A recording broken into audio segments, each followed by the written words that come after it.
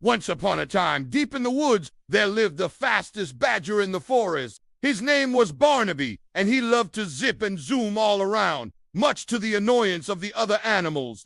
They would stroll and amble while Barnaby zoomed past, nearly knocking them over. One breezy afternoon, Barnaby was on his way to visit his friend Cecil the squirrel. He was so busy planning what he would say to Cecil that he didn't have time to notice how beautiful the day was. The sun shone brightly through the leaves, painting dappled patterns on the forest floor.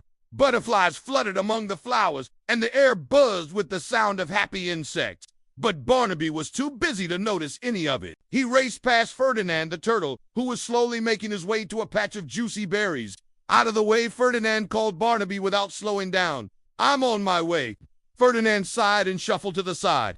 "Always in a hurry, aren't you, Barnaby?" he said. But Barnaby was already gone, his bushy tail disappearing around a tree. Barnaby continued his frantic dash until he came upon Beatrice the butterfly, who was taking her sweet time sipping nectar from a purple flower. "Make way for me," he panted, rushing past her. "I haven't got a moment to spare."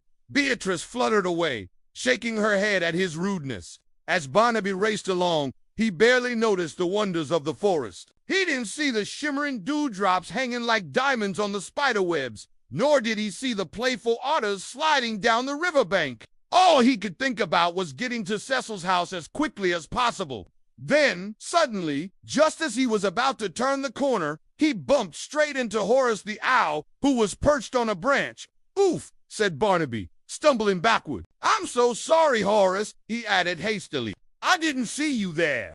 But Horace just gave him a knowing look and hooted softly. Barnaby realized that if he had been paying attention, he would have seen Horace and all the other animals he had passed by. But he was so focused on reaching his destination that he had missed the beauty all around him. Feeling disappointed in himself, Barnaby slowly made his way to Cecil's house. He walked instead of running, and as he did, he began to notice things he had never seen before. The trees seemed taller, the flowers brighter, and the birds sweeter.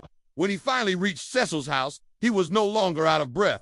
In fact, he felt calm and happy. He spent the afternoon chatting with Cecil and all the other animals, and they told him about all the things he had missed by rushing through the forest. "You can't always be in a hurry, Barnaby," said Ferdinand the turtle. "Sometimes it's important to slow down and enjoy the journey." Barnaby realized they were right.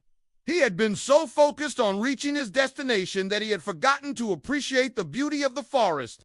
From that day on, Barnaby made an effort to notice the little things that made the forest so special. He marveled at the sparkling dewdrops, the playful otters, and the colorful butterflies. And he took the time to say hello to his friends instead of rushing past them. The other animals were happy to see that Barnaby had finally slowed down. They had always liked Barnaby, even if he was a bit of a blur most of the time. But now that he was taking the time to notice them, they felt closer to him than ever before. And so, although Barnaby was still the fastest badger in the forest, he was no longer in a hurry.